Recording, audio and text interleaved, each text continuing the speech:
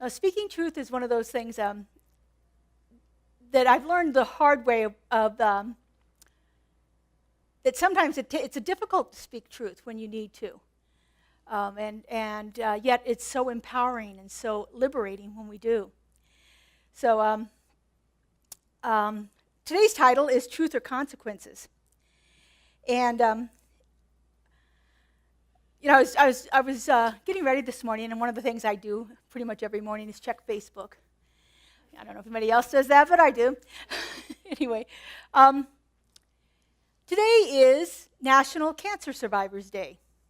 And so I stand before you proudly as a 10-year veteran of cancer, 10 years in remission. Is there anybody else here that's willing to stand as a cancer survivor? Anybody else willing to stand? Thank you all. Yes. Thank you.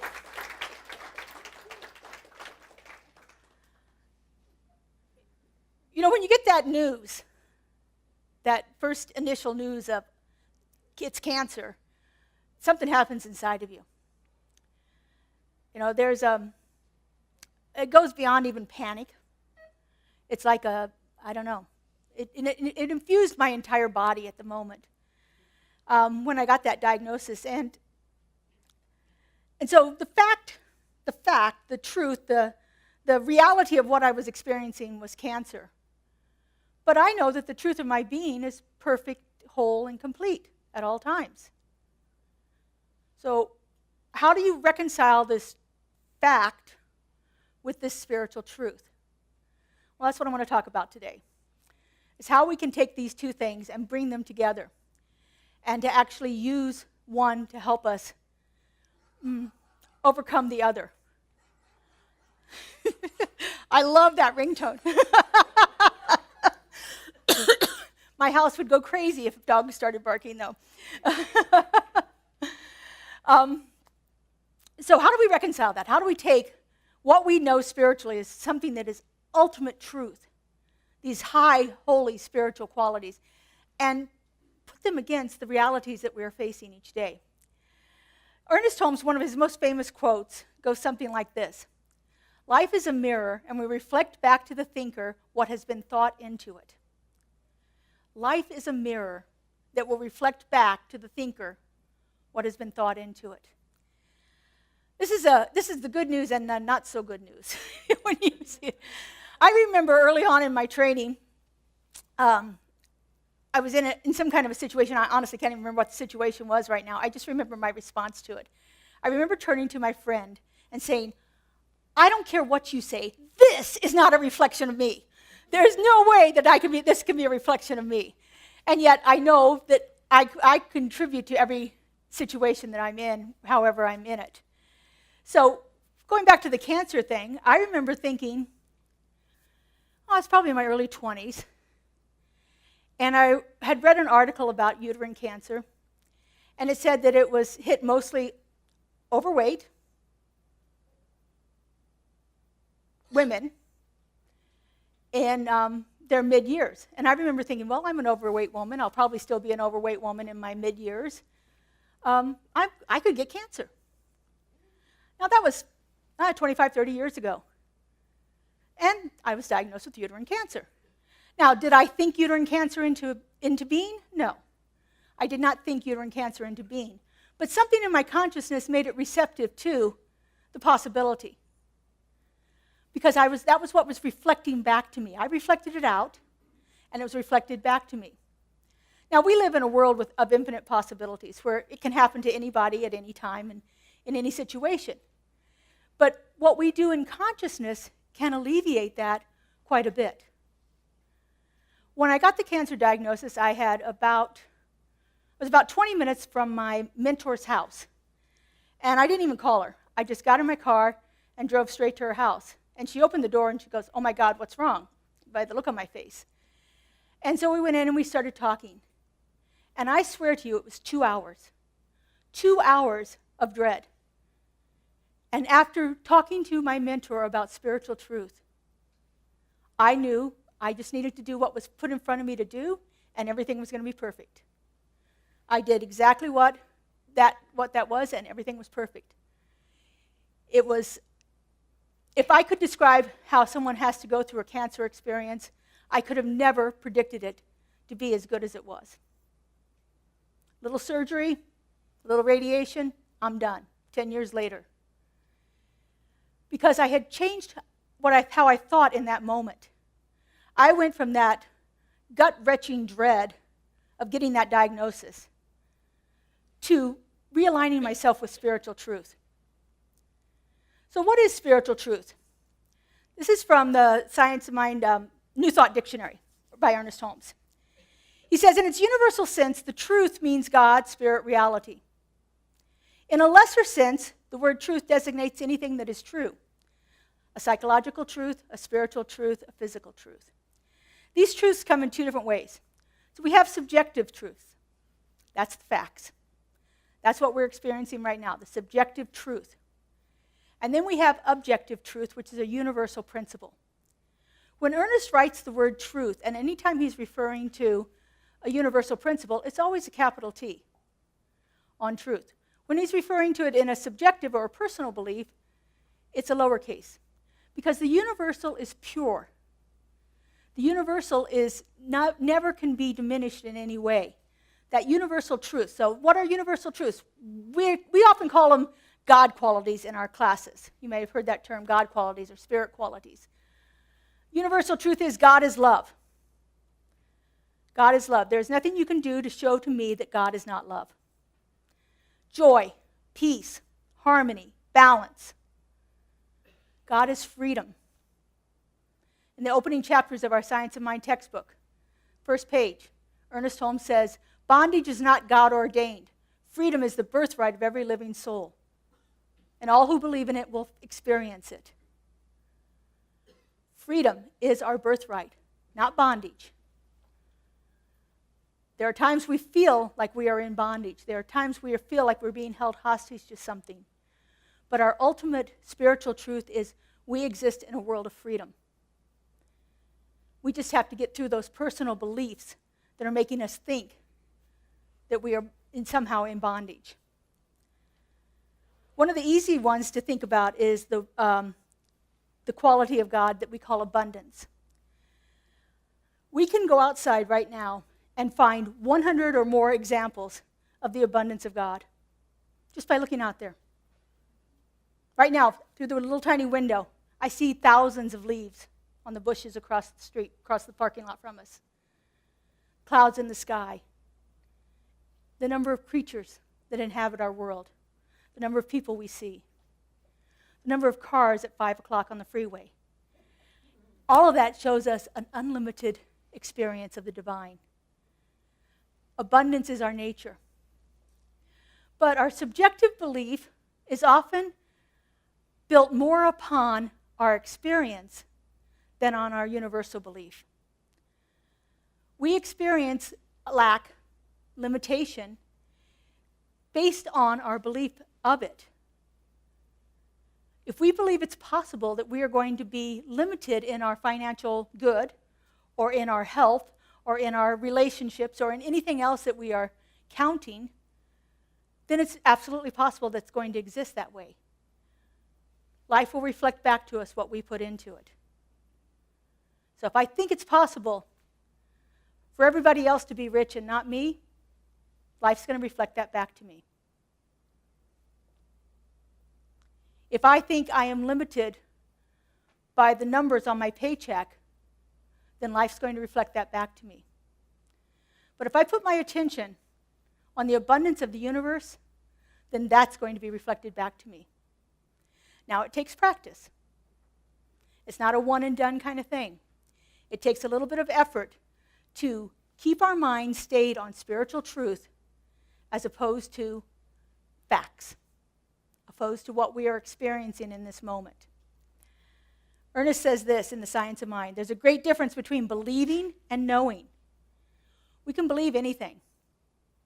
We can only know that which is true. Once we have the experience of any of those qualities I listed, then it's much easier to not put as much attention onto the fact and more onto the quality of spirit. Once I have the experience of abundance in my life, it's easier for me to believe in it and to see it showing up. When I put my attention on it, it starts to show up in lots of different ways, in different avenues of abundance coming into us, whether it's financial abundance or abundance of whatever.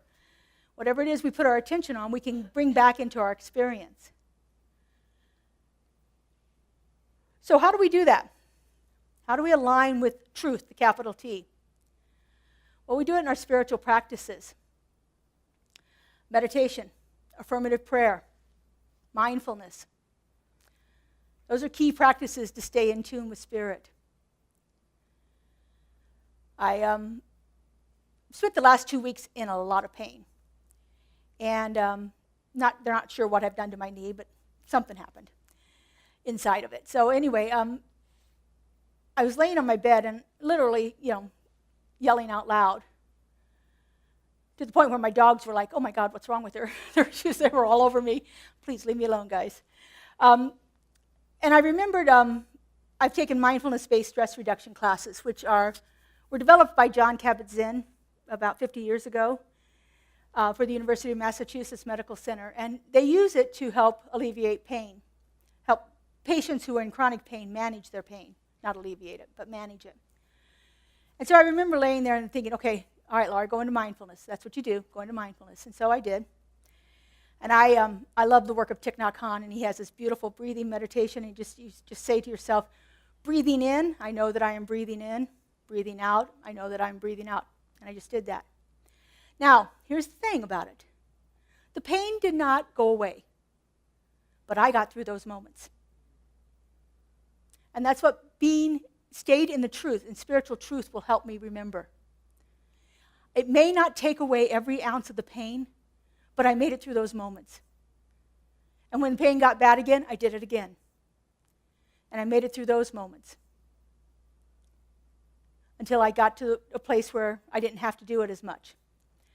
So, spiritual practices, they help us quiet our mind and connect us with that inner knowing. They connect us with spirit. Our spiritual practices are absolutely fundamental to a life well lived. The other thing we have to watch is our self-awareness. What are we thinking? What's going on inside of me? As I said in the illustration about the cancer, I thought it was possible. Therefore, it was my experience.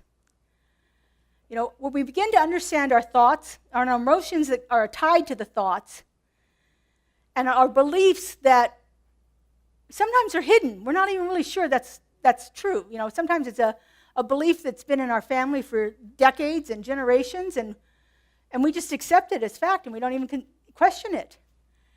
And becoming self-aware of what we're thinking, what we believe, and how we're responding to it emotionally will help us move through it, help us get back to that spiritual truth. We must become aware of our beliefs before we can change them. Ernest says, change your thinking, change your life. Wayne Dyer, if you change the way you look at things, the things you look at change. Same thing. Look at what you believe. Look at what you're projecting out in that belief system. And really, take a look at those thoughts that may be operating that you're not quite aware of. Again, our spiritual practices help us do this. Spiritual mind treatment will help you overcome limiting beliefs, hidden beliefs. Meditation will help you become aware of them. Spiritual mind treatment will help you alleviate them. Working with a practitioner will help you find them if you haven't discovered them yet for yourself. Practitioners are trained to know the truth for you. They're trained to look at a situation and find the spiritual truth in it for you. So working with a practitioner is a very key thing. And the third thing is to live authentically. Align yourself with the truth of your being. Sometimes this takes great courage. Sometimes it's easier to conform to what society wants us to be than it is to step out and say, this is who I am. Now, there's a couple of really great songs out there. One of them comes from The Greatest Showman, when the freaks in the circus are singing, this is me. Can't put me down anymore. This is me. I'm standing up and I'm showing you who I am. because anything else is not true. It is not the truth of who you are. It's not the truth of who Spirit made you to be. It is not the truth of who you came here to be.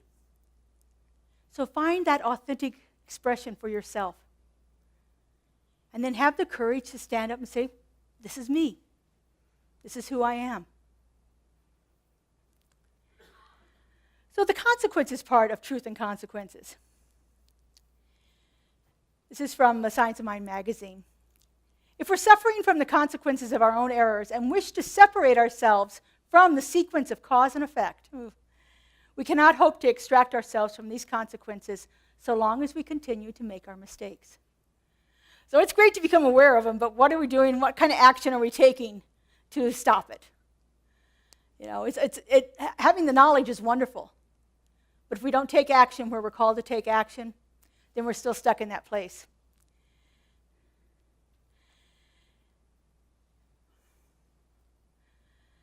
These cause and effect, some people call it karma. I don't like karma because karma seems to me to be an idea that I don't really have a lot of control over it, or if I did something bad, I'm going to be punished. It isn't that. It's just a simple expression of this was the cause and this is the effect. Matter of fact. But this cause and effect experience casts a shadow over all of our other experiences. And we cannot continue to change if we continue to hold those experiences as truth. So some of the consequences that we experience a disconnection. We experience a disconnection from other people, but more importantly than that, we experience a disconnection from our true self, from Spirit within us. When we are out of alignment, when we are putting more attention on the problem than we are on the spiritual truth, we are separate from Spirit. And so that's why meditation is so important. I remember when my elder brother was, 2 weeks before he died, and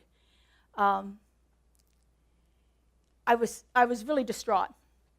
And I was at work, and I couldn't function. So I just said, I'm going to go into my office, just sit down, turn off the lights, and just be still for a little bit.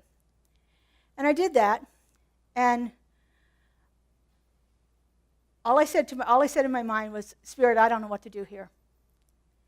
And within just what seemed like seconds, I heard very clearly and very distinctly, there is no pain, there is no suffering, there is only peace. And I heard it in such a way that I knew it was Spirit. I can't explain to you how I heard it, that made me think it was Spirit, but it was a knowing inside of me. I knew it. I now know that that is a spiritual truth. I have a reality of facing some pain, but I know that ultimately it is peace.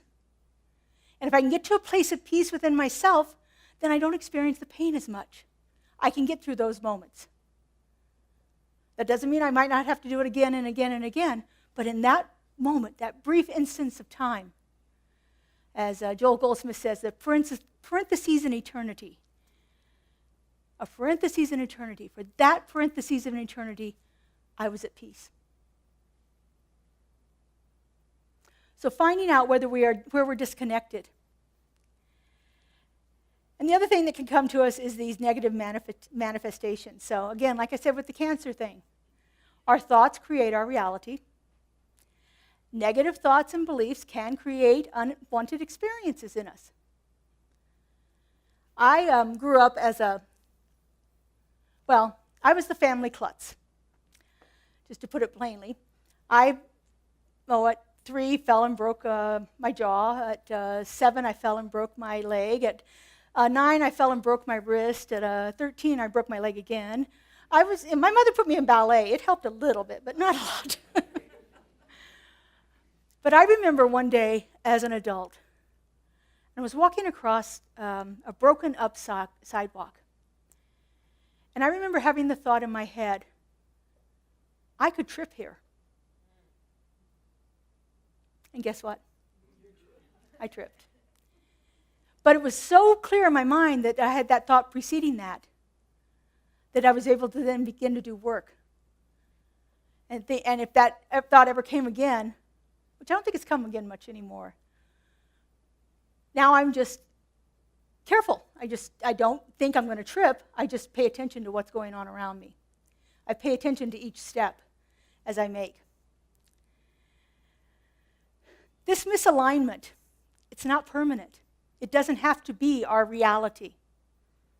It doesn't have to be the truth. But it serves us as a signal that we need to do some realignment, that we need to do something to up our spiritual practices, to get connected again with Source. And unfortunately, it offers lots of opportunities for healing and growth. That's the other side of it. So, growth opportunities. I put a little acronym up there, AFOG. I learned this in ministerial school. I won't use the correct word for F that's on there. Another fortunate opportunity for growth. These things happen.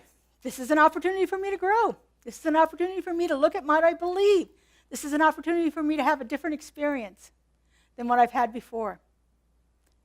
When we are misaligned, that gives us an opportunity to shift. If we're willing to authentically look at it and make changes in our lives based on what we are guided to do. Every consequence is a lesson. Everything that happens to us gives us feedback. And by viewing our challenges as lessons and feedbacks instead of problems that we have to solve, we can learn and grow. This idea of shifting it from a problem that has to be solved to a lesson that's going to give me some feedback is transformative in our lives. This will help us get to that place where that is not necessarily our experience anymore. The other thing that it does is it gives us a place for grace and compassion for ourselves. How many of you are compassionate to yourself? Yeah, I don't see one hand. Really. I mean, how often do we give others more compassion than we would ever give to ourselves? We are so hard on ourselves sometimes. We are so hard.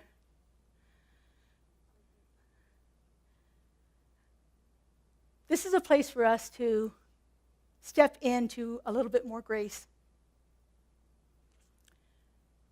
You know, this is what I did at this moment. I could look at myself back when I was in my 20s and thinking I could have cancer and really be hard on myself. I could really get down on myself about it. I've had lots of experience of doing that. It didn't change anything. But when I can give myself a little compassion and say, I did the best I could at every single moment I could in my life. That's a very powerful statement. If I could have done any better, I would have. Giving ourselves a place for grace and compassion in our lives is really transformative. And the last thing that embracing consequences does is it helps build our faith. When I heard those words about my brother, my faith shot through the roof. I knew what I knew at that moment, and I knew that I would never unknow it. There was no way that was ever going to leave me. I still get chills when I say it. We have to trust in the inherent goodness of the universe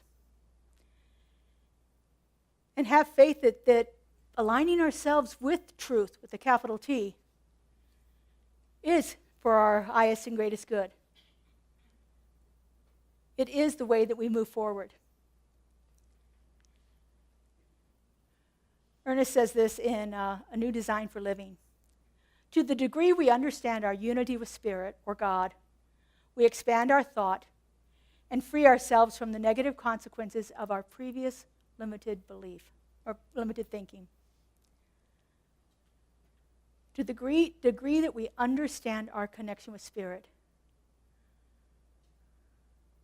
When I sat in my office that day, turned out the lights, and said, I don't know what to do here, God, I aligned myself with Spirit. I gave Spirit a place to operate through me. I was open and receptive to the influx of Spirit's guidance, wisdom, knowledge, love. And it came pouring through. And I think it will do this for us in almost any time.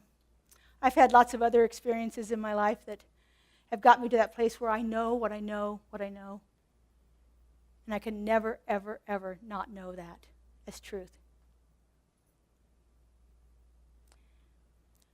So our perception of truth is an act of consciousness, as it is an inner perception which must recognize Spirit. This is where that S word comes in. A lot of surrender is necessary here. Oftentimes when we are facing challenges, we want to fight against them. And sometimes we need to relax into it. Say, I don't know what to do here, God, but I know you do. And so I'm turning it over to you. You let me know what to do. And Spirit will pour forth from you. We need to begin to understand that there is an ultimate truth. As I said, we have all these God qualities that we talk about. These are ultimate truths of Spirit. You'll always see them capitalized because they are that ultimate reality. We have to allow this ultimate truth to move through our own mind and to show up as that presence and power, to show up as a way that can overcome the challenges that we face. Our perception of truth is an act of consciousness.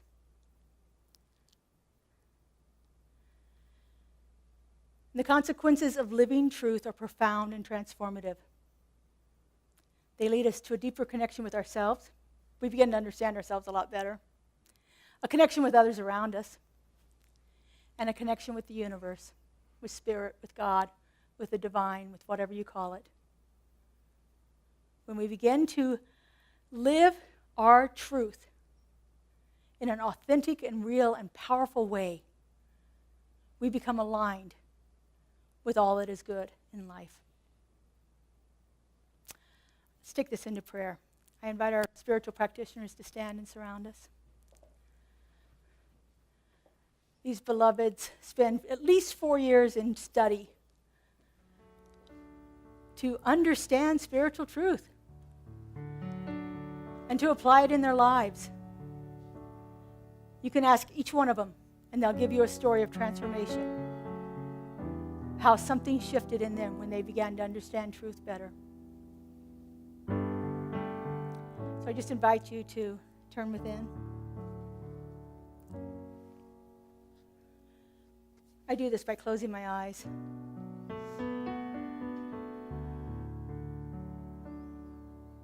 Taking in a nice deep breath.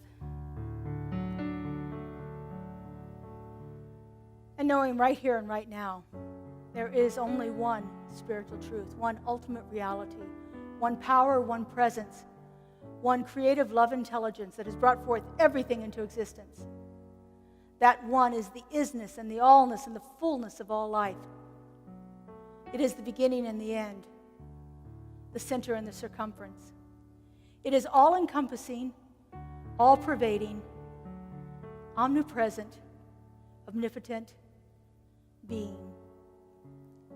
Because I know there's only one, I know that I am one with it. That creative love intelligence is moving through me, showing up as me in all that I am and all that I do. And as I know this is true for me, I know this is true for everyone. For we are each that perfect emanation of love, brought forth to experience life authentically and powerfully and wonderfully, right here and right now.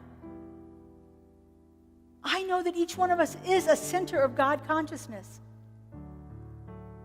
And knowing this, I speak my word of truth. Truth with a capital T. The presence of that one is love. A love so endearing and so enduring that it can never be diminished. I know that one is peace that passeth all understanding, that peace that comes from our connection with Spirit. I know it is freedom and abundance and joy and balance and harmony. I know that God is all of this. And because I know that God is all of this, and I am one with God, I know that this is who I am. This is who each one of us is. That incredible presence of truth walking around on this planet. How good it is to know this, how good it is to feel it and to see it in action right now. I'm so grateful for all of this.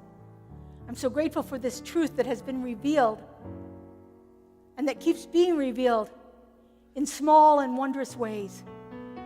And I simply release this word into the law that always says yes, that knows nothing but that truth. I let it go and I let it be. And together we say, and so it is.